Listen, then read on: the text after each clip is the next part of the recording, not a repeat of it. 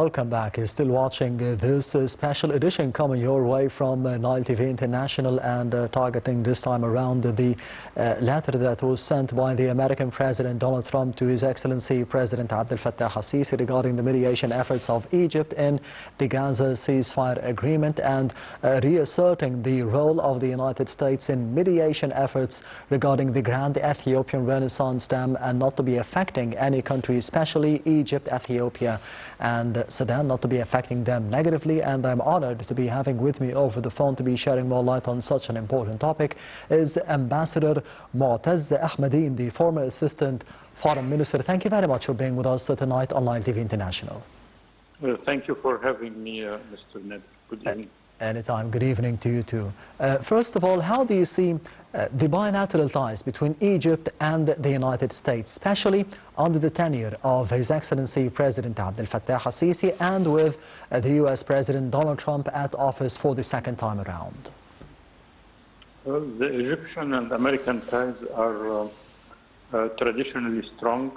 Of course, there is a personal relationship between President Trump and President Sisi since before the assumption of power of President Trump during his first mandate.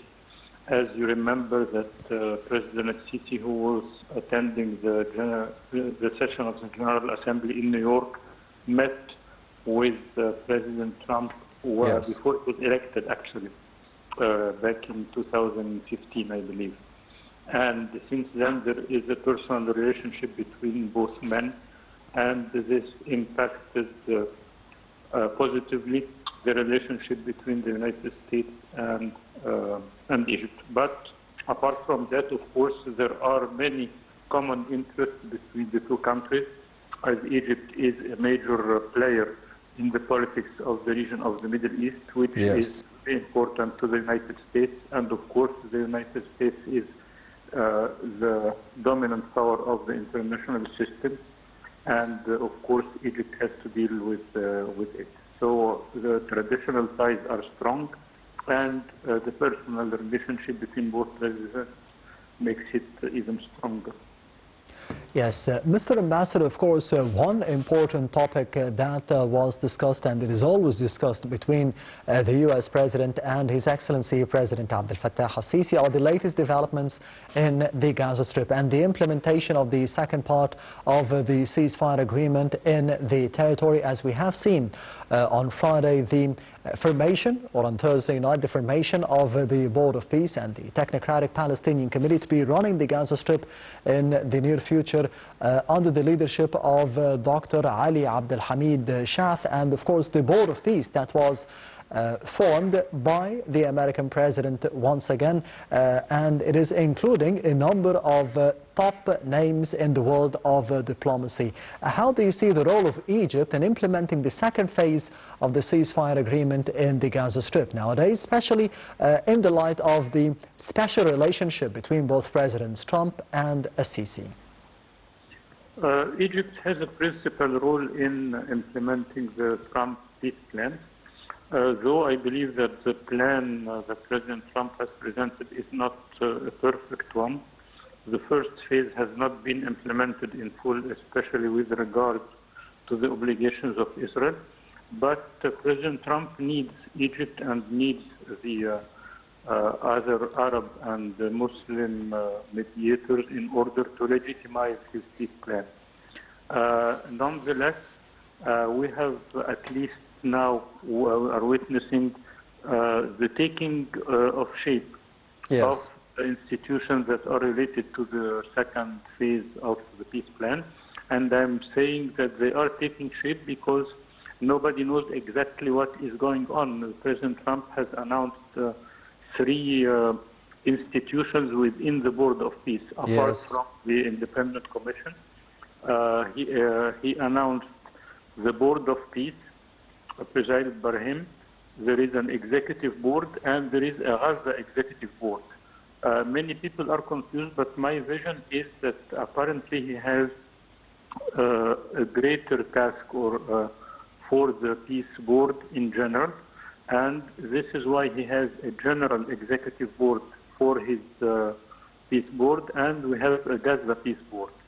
The the peace board itself, we have heard rumors, or actually people have seen documents, and it has been reported in the international press about inviting many heads of states and governments to participate, and that they have to pay a huge amount of money, $1 billion each, to be permanent members, and and there is a sort of charter that has been drafted by the United States alone for this peace board, and that countries would have to pay $1 billion to be permanent members.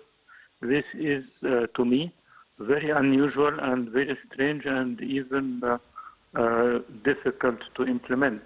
But apart from that, we have the General Executive Board that comprises officials from the United States, President Trump as the head, and we have his son-in-law Jared Kushner, his close friend Witkoff, his foreign minister Marco Rubio, and the head of the World Bank. And then we have the executive board of the Gaza, regarding Gaza, which comprises the foreign minister of Turkey, the head of the intelligence services of Egypt, and the head of the intelligence services of Qatar, plus two suspicious businessmen, one a Jewish American businessman, Mark Cohen, who is a business mogul, who is specialized, like Trump, in real estate, and he was involved in efforts in order to stop any protests against Israel in the universities in the United States, and he participated in threatening universities that they have to fire their dean because of the protest. The other businessman is Yakir Bagai, which is and who is Israeli Cypriot. He has both nationalities, but he has been born in Jerusalem, and again a business mogul in the real estate field. And he has been involved as well in a scandal regarding a chat group with CIA and former CIA and Mossad officials and other like-minded people that were conspiring again to polish the image of Israel and quell any protest and try to affect public opinion in favor of Israel. So I do not think that all this, I mean, there is still confusion about who is going to participate. Maybe next week in Davos we will know better. But all this leads us to be vigilant rather than optimistic and focus on our priorities, which are the introduction of humanitarian aid, the reconstruction of Gaza, and the ceasefire, because there is no ceasefire. The ceasefire is from the part of Hamas, but Israel is bombarding Gaza each and every day. And people are getting killed, people are getting injured, and with severe climate conditions, they are not finding any help from the international community, because Israel is preventing the arrival of humanitarian aid in contradiction with paragraphs 7 and 8 of President Trump's plan. And the United States is complicit in that, and they always put the blame on Hamas and not on Israel.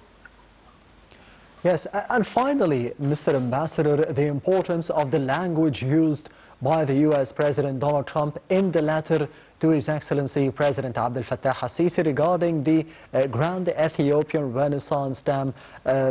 Of course, Donald Trump, the U.S. President, rejected the unilateral control of any country regarding the resources of the Nile water or the Nile water river in general. How do you see the language used, and what does this mean for the mediation efforts by the United States between Egypt, Ethiopia and Sudan regarding the building and the operating of the Grand Ethiopian Dam? Well, this is positive, of course, as we interpret it as close to the position of Egypt.